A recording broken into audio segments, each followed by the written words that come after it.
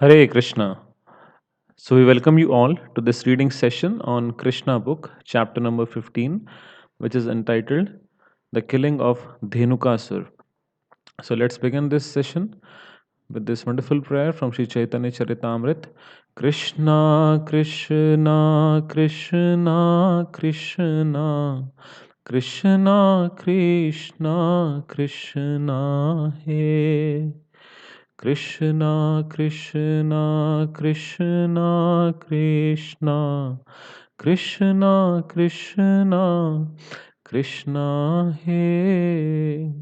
Krishna, Krishna, Krishna, Krishna, Krishna, Krishna, Rakshama. Krishna, Krishna, Krishna, Krishna, Krishna, Krishna, Pahi Mam. Ram Raghav, Ram Raghav, Ram Raghav, Rakshama.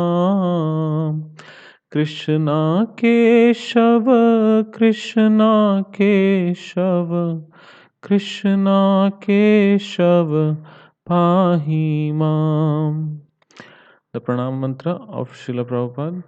Namah Om Vishnupadaya Krishna Pristhaya Bhutale Srimate Bhakti Vedanta Swamin Iti Namine Namaste Saraswate Deve Gauravani Pracharine Nirvishesha Shunyavadi Paschatya Desha Tarine Hare Krishna, Hare Krishna, Krishna Krishna, Hare Hare, Hare Rama, Hare Rama, Rama Rama, Hare Hare.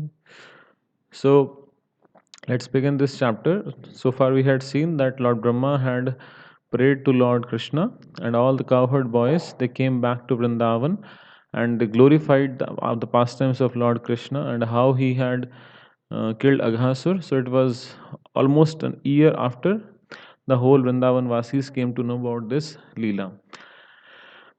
So let's begin this chapter, the killing of Dhenukasur. In this way, Sri Krishna, along with his elder brother Balaram, passed the childhood age known as Kaumar and stepped into the age of Pauganda from the 6th year up to the 10th. So, we had discussed in the previous chapters that there are four stages from childhood, then the age of Pauganda, then Kishore, and then Yuvak.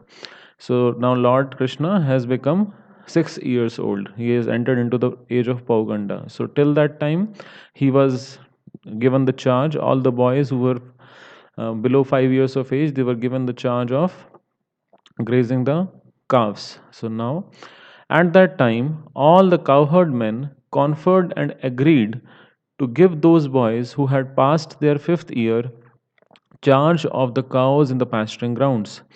Given charge of the cows, Krishna and Balaram traversed Vrindavan, purifying the land with their lotus footprints. Accompanied by the cowherd boys and Balaram, Krishna brought forward the cows and played on his flute as he entered in the forest of Vrindavan, which was full of flowers, vegetables, and pasturing grass.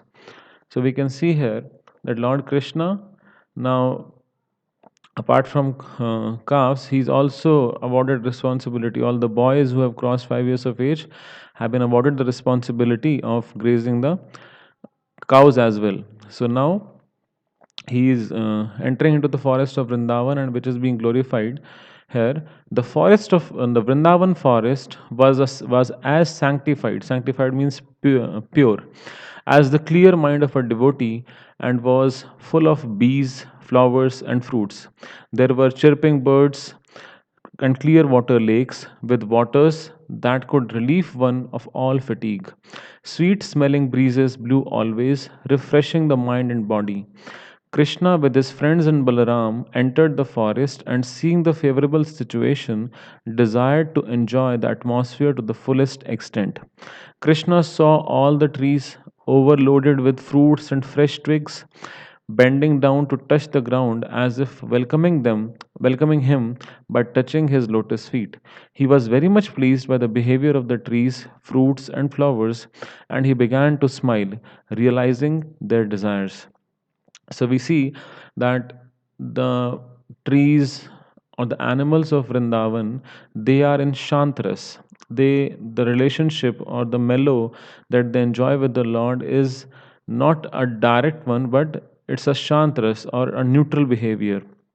So when Lord Krishna and his friends are entering into the forest, it seems that these trees are, since they are overloaded with fruits and twigs, they are bending down as if they are paying their obeisances and trying to touch the lotus feet of the Lord. Krishna then spoke to his elder brother Balaram as follows: My dear brother, you are superior to all of us, and your lotus feet are worshipped by the demigods. Just see how these trees, full with fruits and flowers, have bent down to worship your lotus feet. It appears that they are trying to get out of the darkness that has obliged them to accept the form of trees. Actually, the trees born in the land of Vrindavan are not ordinary living entities. Having held the impersonal point of view in their past lives, they have been put into the stationary condition of life, but now they have the opportunity of seeing you in Vrindavan, and they are praying for further advancement in spiritual life. So Lord Krishna, he said to his brother, O Balaram ji, O Dao Bhaiya, see these trees are bowing down to you. And what is the condition of these trees in in their previous lives? They are not, Vrindavan trees are not ordinary living entities, right? They are uh, sorry.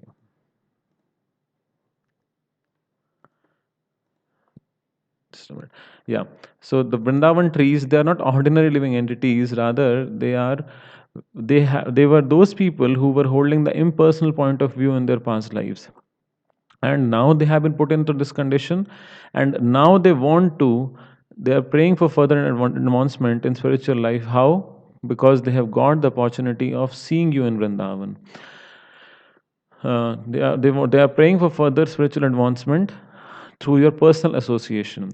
Generally, the living entities in the mode of darkness obtain the bodies of trees. The impersonalist philosophers are in that darkness, but they eradicate it by taking full advantage of your presence. I think the drones that are buzzing all around you must have been your devotees in their past lives. They cannot leave your company because no one can be a better, more affectionate master than you. So Krishna and Balaram both are the supreme personality of Godhead, and they are called Bhakta Vatsalaha. So Lord Krishna is glorifying Lord Balaram that they cannot leave you. These drones or the small flies, they are basically male honeybees. So they are buzzing all around you because they don't feel that there can be a better, more affectionate master than you.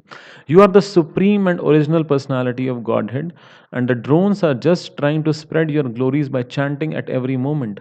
I think some of them must be great sages, devotees of your lordship, and they are disguising themselves in the form of drones because they are unable to give up your company even for a moment. My dear brother, you are the supreme worshipable Godhead. Just see how the peacocks are dancing before you in great ecstasy. The deer, whose behavior is just like that of the gopis, are welcoming you with the same affection.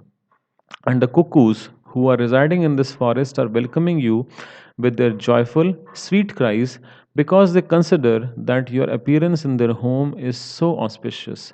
Even though they are trees and animals, these residents of Vrindavan are glorifying you. They are prepared to welcome you to the best of their ability, as is the practice of great souls in receiving another great soul at home.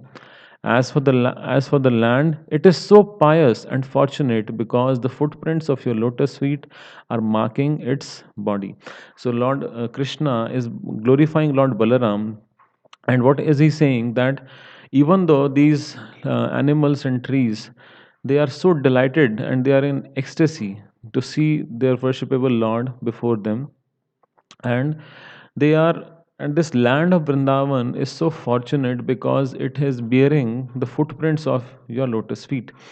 So the dham is not different from the Lord, because anything that comes in contact, it's just like whatever comes in contact with fire, it becomes hot and gets the potency to burn anything else, right?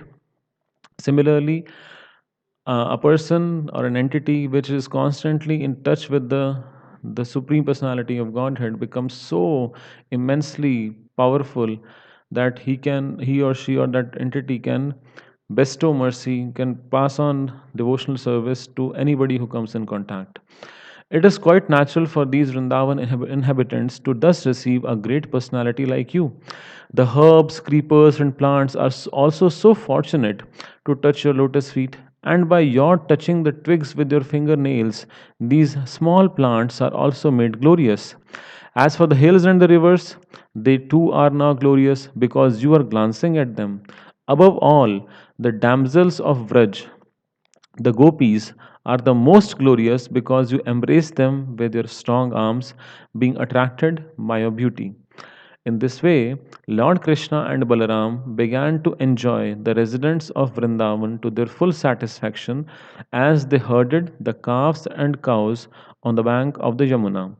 In some places, Krishna and Balaram were accompanied by their friends. The boys were singing, imitating the humming sounds of the drones, and accompanying Krishna and Balaram, who were garlanded with forest flowers. While walking, the boys sometimes imitated the quacking sounds of the swans in the lakes, or when they saw the peacocks dancing, they imitated them before Krishna. Krishna also moved his neck, imitating the dancing and making his friends laugh. So, as we had read in the previous chapters also, that this was the daily routine of Lord and his friends, and there was no anxiety of IIT JEE or NEET exams.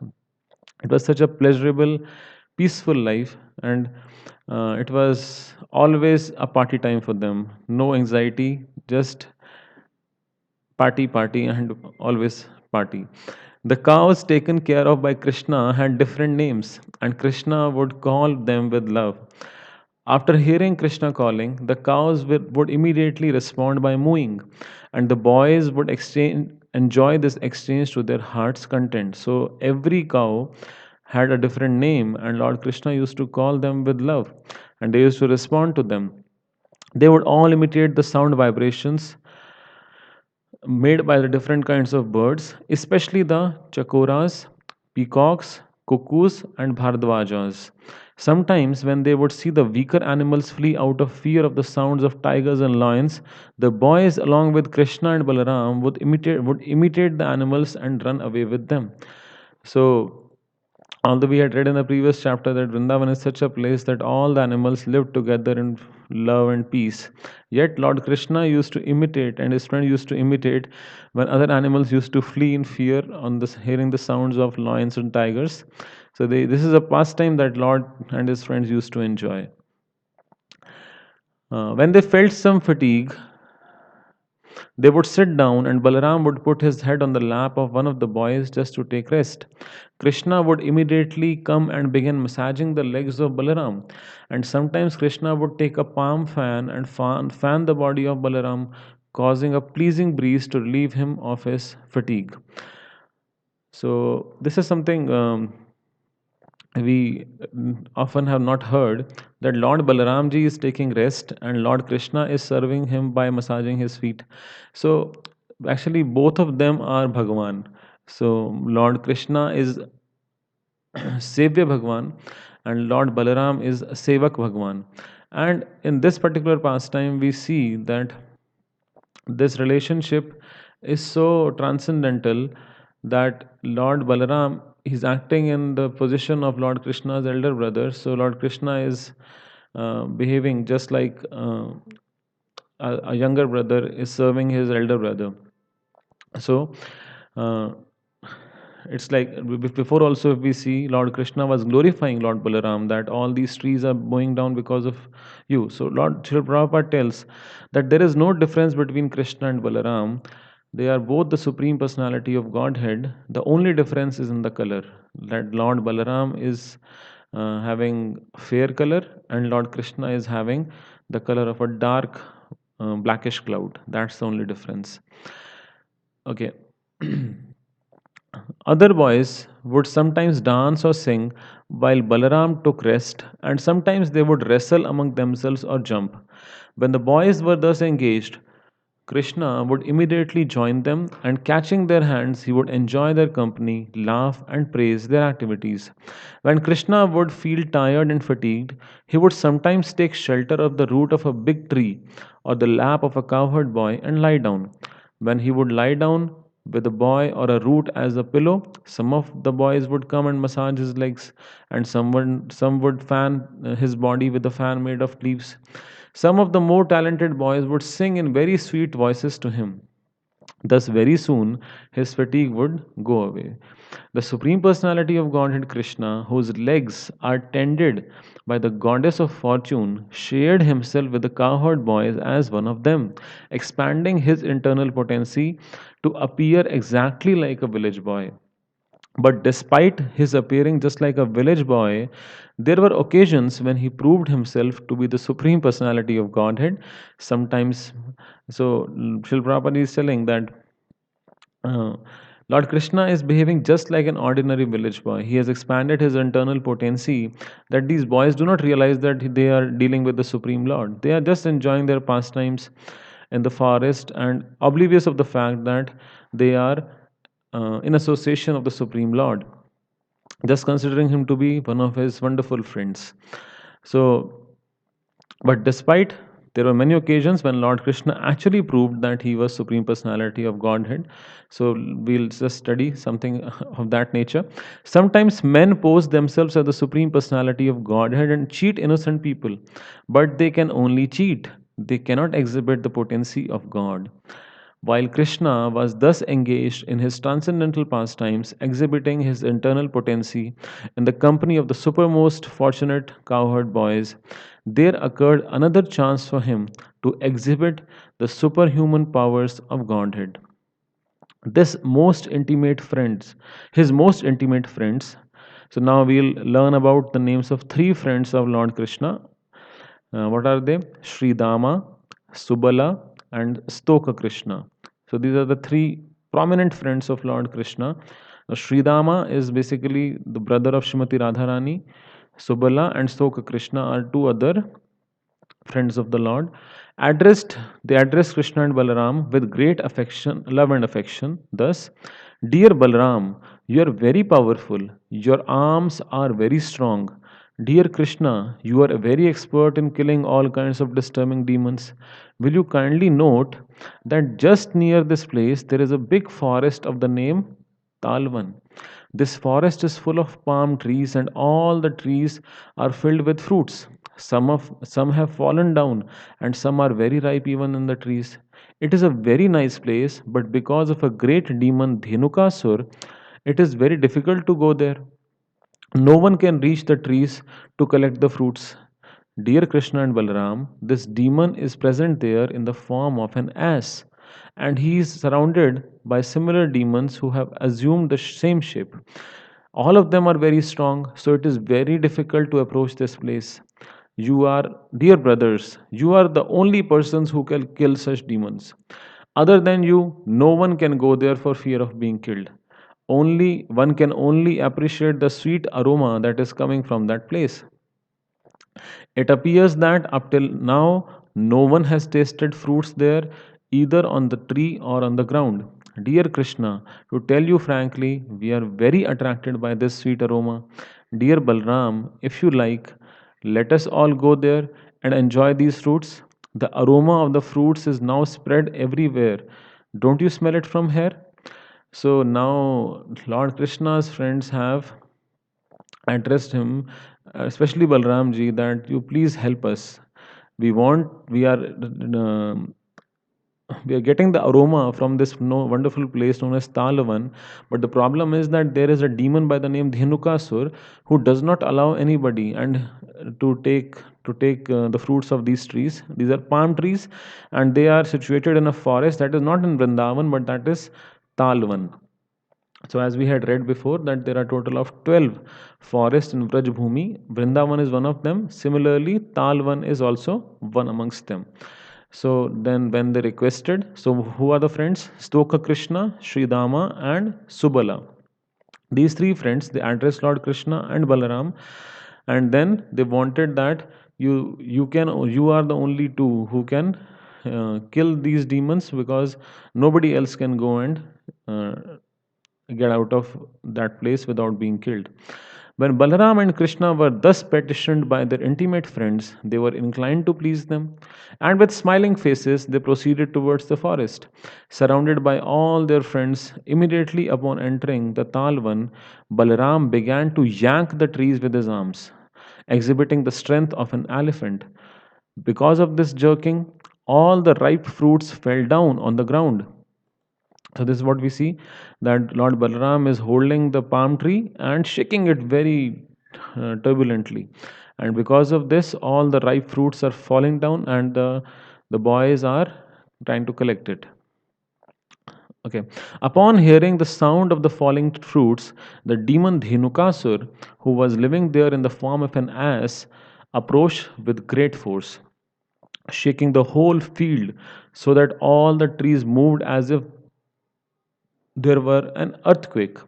The demon appeared before Balaram and kicked his chest with his hind legs. At first, um, Balaram did not say anything, but with great anger, the demon kicked him again more vehemently. This time, Balaram immediately caught of the legs of the ass with one hand, and wheeling him around, threw him into the treetops. So the demon came, and the demon Dhenukasur, he came running to see what exactly had happened.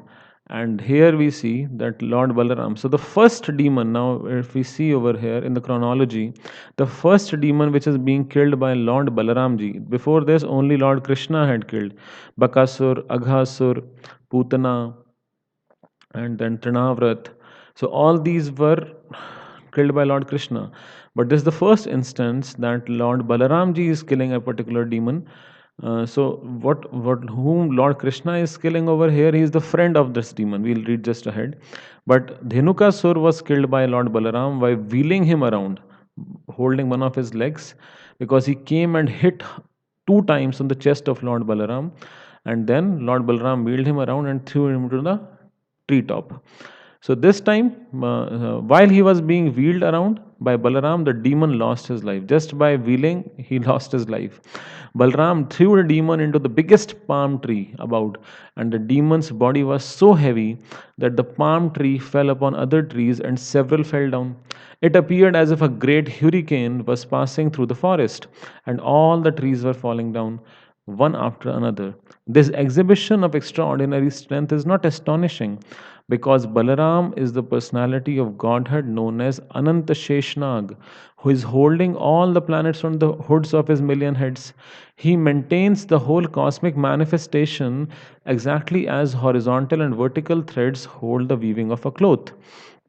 After the demon had been thrown into the trees, all the friends and associates of Dhenukasur immediately assembled and attacked Balram and Krishna with great force. So, once Dhenukasur was killed, now all his friends came running. So, if we see in this photograph, all these asses, all these friends of the demon were also asses.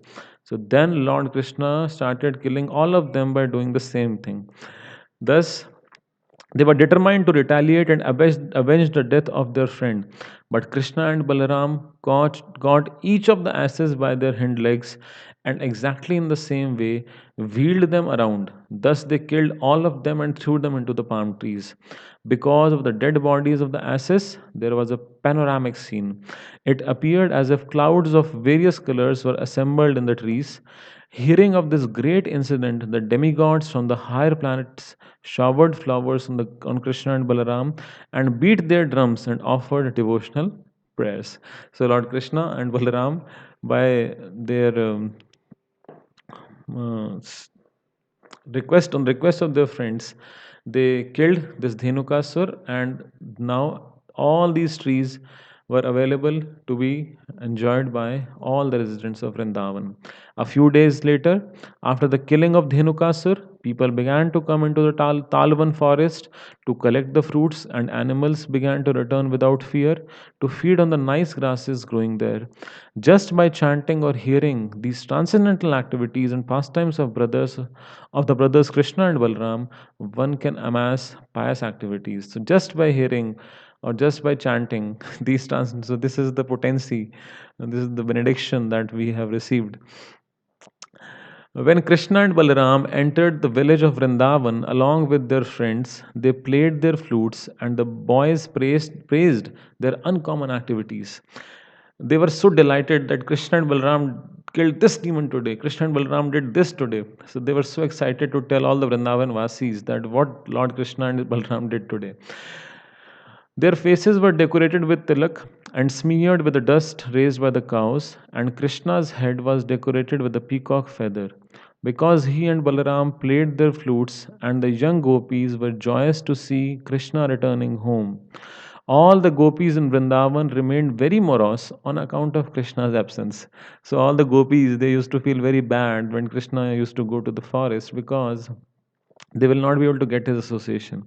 But Lord Krishna's friends at that time were so happy because they were going to be with the Lord. All day they were thinking of Krishna in the forest or of him herding the cows in the pasture.